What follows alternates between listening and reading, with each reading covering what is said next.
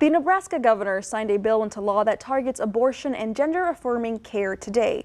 Legislative Bill 574 bans gender-affirming surgeries for people under the age of 19 and leaves other treatments under the control of Nebraska's chief medical officer. The bill also includes an amendment to ban abortions at 12 weeks with exceptions for rape, incest, and for the mother's health. The bill sparked ongoing filibusters from opponents throughout the session.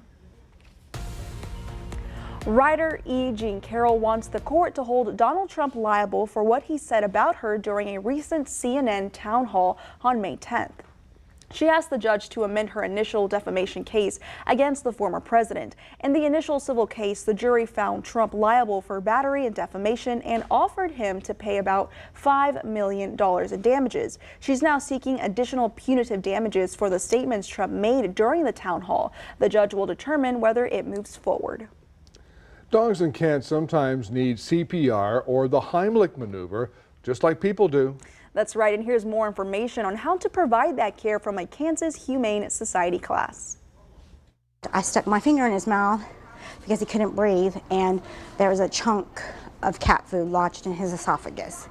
And he bit me, and because that was just an instinct, and he died. She's talking about her cat named Jax, who she says choked on large pieces of cat food. Joyce Eddington says if she had CPR training, that would have saved him. Registered veterinarian technician Amanda Hackeritz says nowadays more people are wanting pet parent education. Just like little kids, pets can get into all sorts of trouble, which unfortunately can lead to needing CPR. Hackeritz says it's very important pet parents understand different emergencies, especially CPR. Pets, again, just like humans, grow old and have different illnesses that can present with some kind of heart failure or, again, the need for some type of CPR-like intervention.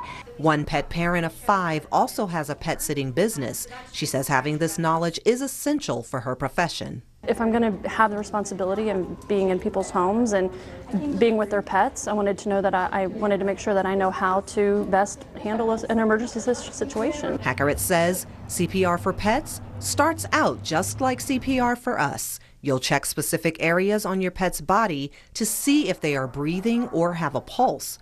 But administering CPR is slightly different. We do what we call mouth to snout in terms of the respirations.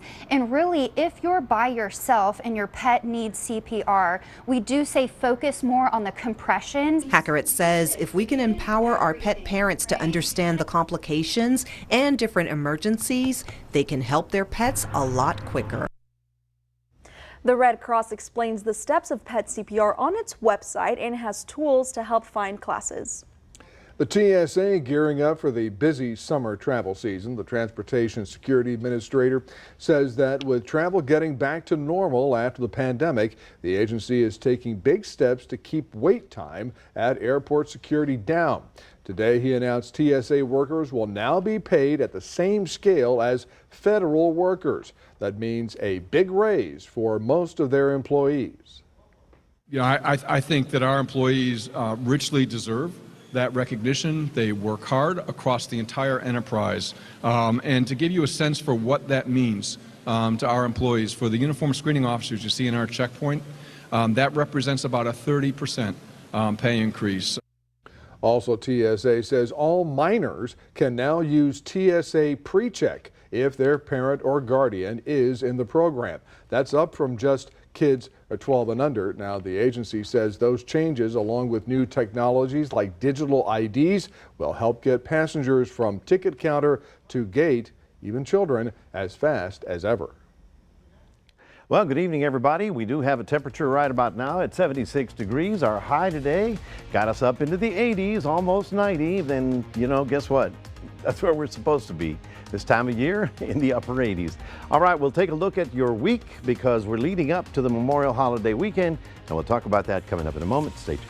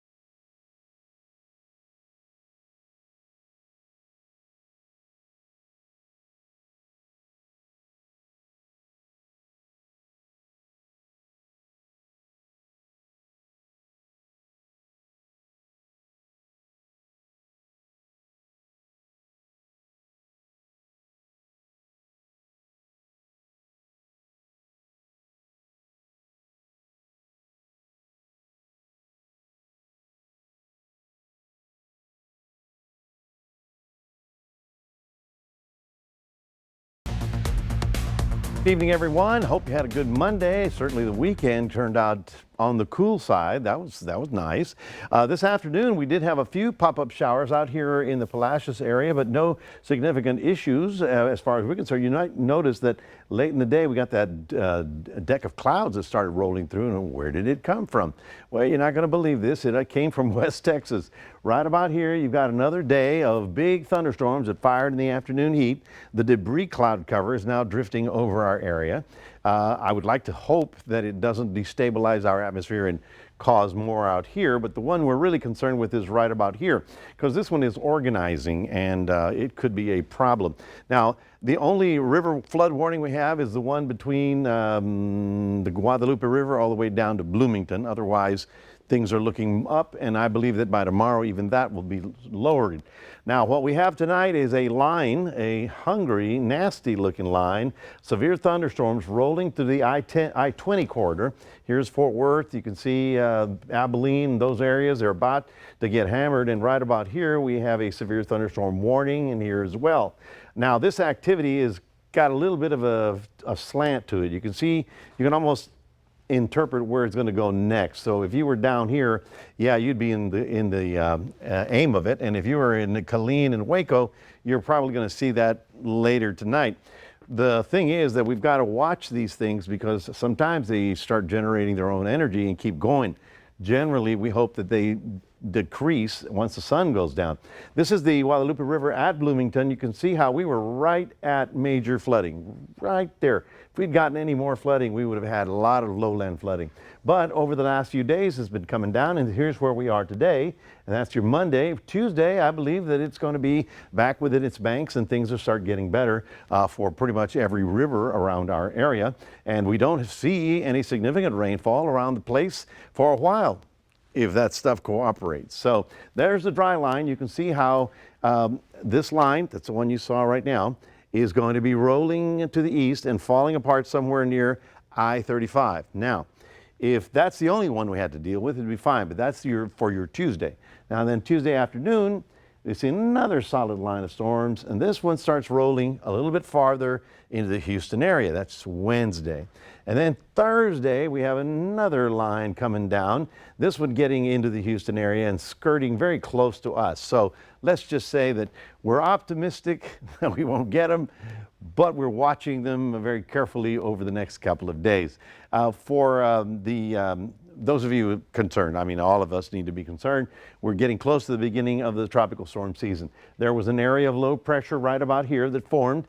It is not a tropical storm. There is no watch advisory, but the Hurricane Center made note of it, and it is going to be drifting northbound and hitting Bermuda with some substantial rains, even though it's not a tropical storm. All right, sunny for tomorrow, 89, then in the 90s, then that 20% is for the late afternoon for the stuff coming from the west, okay? We're thinking that it probably won't, but we've got to just be watching it and be aware of it. And then all the way through the coming weekend, some of you are getting the barbecue pit ready even as we speak.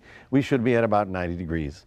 That's your 7-day forecast. Want to remind everybody that we have a QR code. Scan that with your phone and put Crossroads Today on your cell phone. And now here's Gino. Thanks, Mac. There are only 3 Crossroads ball teams playing for a chance at the state title. That's coming up after the break.